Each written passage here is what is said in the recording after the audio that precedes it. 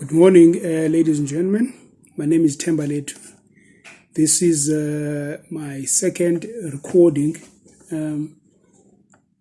of kind of drawing pathways, if you like, or making connections between the work that I do with young people who are trying to learn and learning mathematics, and coupled with lessons that I've drawn ever since I've been doing this work.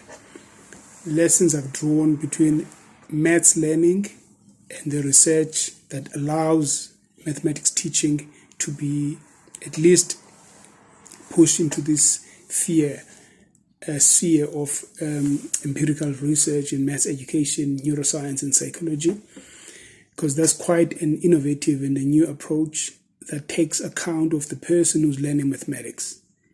So I am drawing connecting lines between that and my previous involvement as an employee in the corporate environment throughout research, throughout questionnaire design, right from the HSRC when I learned and got trained as a researcher, and the work I did subsequently. Beyond that, that also involved research, marketing, and sales. So that journey was about 17 or so years, and then later on I went on and kind of like started a real estate company, trying to sell, operate in the real estate space. So I've learned a lot, obviously, in that period about working with human beings, working with motivating human beings to be their best, and putting teams together, working with teams and reporting to a kind of like a formal corporate structure. So I'm drawing lines of connections between these two worlds in my life, and in terms of my working life and what I'm involved with now, which is obviously involved in teaching mathematics and teaching it to kids. Mathematics is notoriously a challenging subject to teach. It is difficult to learn from the learner's perspective. It is also difficult to teach from the teacher's perspective, and is a difficult subject to parent from a parenting perspective. And unfortunately, every employer wants more mathematics, because being employed means you have a particular skill, have a particular kind of technical ability, and mathematics allows us to teach kids these kind of skills. So it's sort of a quagmire, especially in South Africa, because we battle and we are poor at maths teaching, we're poor at maths learning, we're poor, and the results that we get out of all of that endeavor. We're also poor at creating young people who could be employed, gainfully employed, and who have the skills that are necessary to remain employed, skills that are necessary to allow the country to be a 21st century economic participant. So today, what I want to do is just talk in depth. I'll be straddling these two worlds, maths learning and what does mathematics allows us to do, and trying to draw relevance from the corporate world and the world of work. So really what I wanna start with is to recognize, actually, if we were to draw lessons from professional mathematicians, what do they do? What does a professional mathematician do? Professional mathematicians, I could describe it as people who are engineers of concepts. What they do is they look at mathematical objects and they try and study them. They break them apart and try and figure out what is a mathematical object made of. And they try and learn its its internal makeup. And by using various techniques and disciplines that you learn from mathematics, because mathematics is a way of thinking, and by using skills that mathematics trains us with or imbues us with, mathematicians, they learn how to add things together, how to multiply things together, how to put things together, how to group things together.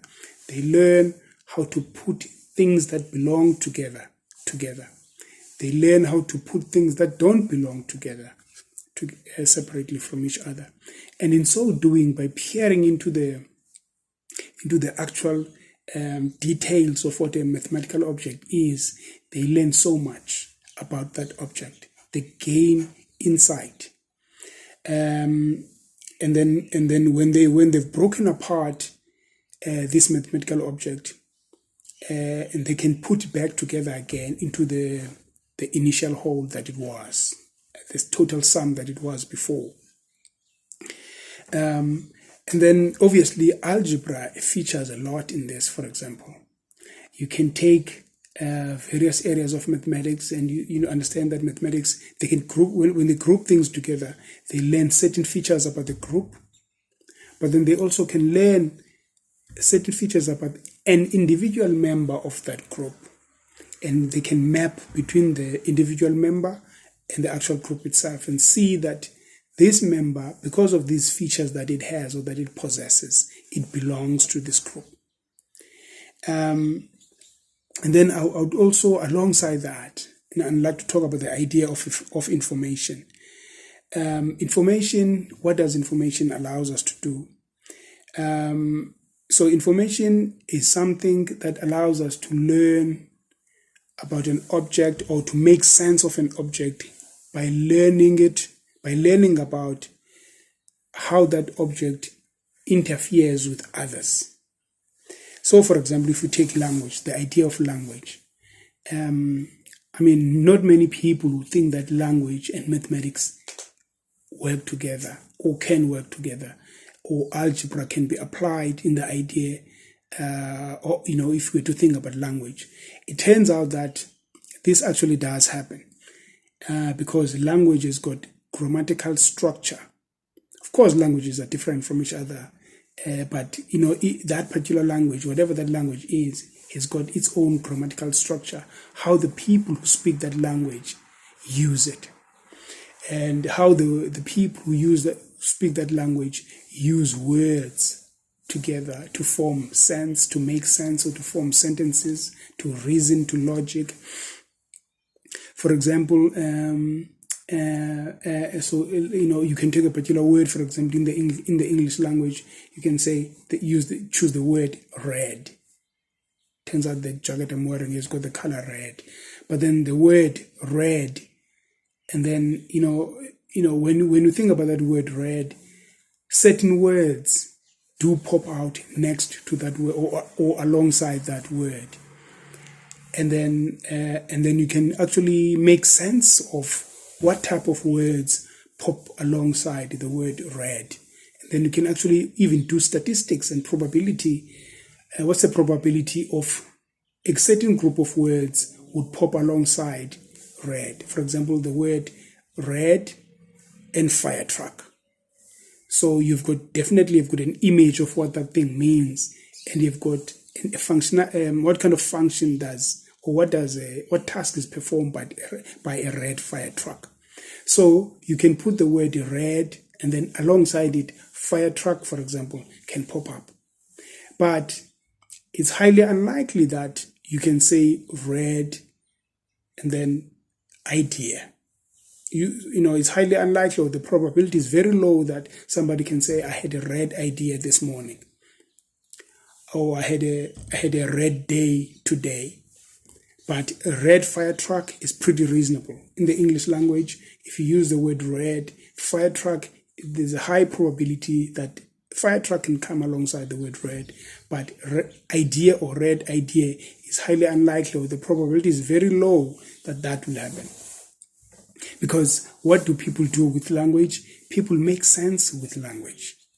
People store information with the way they use language, and they also they store information, and a certain way of using a language can either store you information or can lose you information.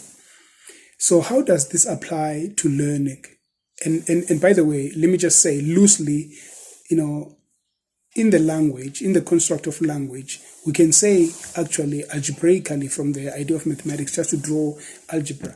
So, if you remember in algebra, we learn about what is called distributing information or factorizing terms or algebraic expressions. You can say the same applies with language, because you can have a red fire truck, or you can have like a dog, or a big dog.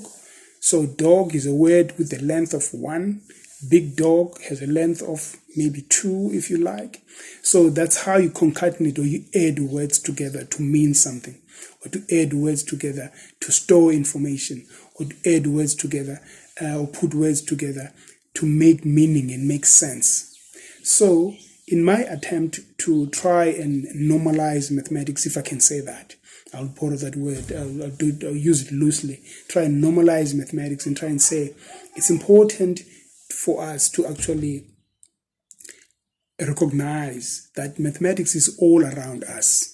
In the language that we use, the words that we use, we're performing mathematics. In the grammar, how we learn grammar, how to learn to either use singular words or to develop expressions in language, that is mathematics. That is because we put things that make sense, we put them together. And we don't put words that don't make sense together, because we don't make sense. Mathematics requires us to have sense, to make sense, so to use logic so that we can communicate and pass information amongst ourselves. So we practice mathematics by virtue of the fact that we learn and we speak a language. And that's the connection there that we need to recognize as human beings, that mathematics does not need to be a thing that terrorizes us because we practice it without even thinking about it. I think what we need to do is to lose the fear that it is such a horrible subject, to lose it's been placed in a pedestal a lot, and those are societal, it's society is responsible for that. It is nothing to do with mathematics, because mathematics carries on. It lives amongst us. It does what it does. Our lives in the universe is run by mathematics, and we just need to get hold of the fact that we are good enough to learn it. And that's the first part of this morning's shooting I want to do regarding maths, to say it is all around us. And in the next perhaps ideas I would like to speak about is, how do companies, for example, why do companies have to train people? For example, any department, they can send staff to training. For example, companies can train people how to answer a phone professionally when you're speaking to clients, how to answer a phone, or how to write a letter, how to write a proposal, so that you can, go to your client and, ask for business. And in all of that, language is used. And in all of that, logic is used. All of that. And it requires a certain competence from the side of the individual. In all of that, in relation to my earlier video regarding harnessing human achievement via growth mindsets. So those kind of ideas, I'm going to try and infuse them in the next idea I'm gonna talk about. I don't want this video to get very long. So ladies and gentlemen, for this first part, thank you so much, and thank you for listening.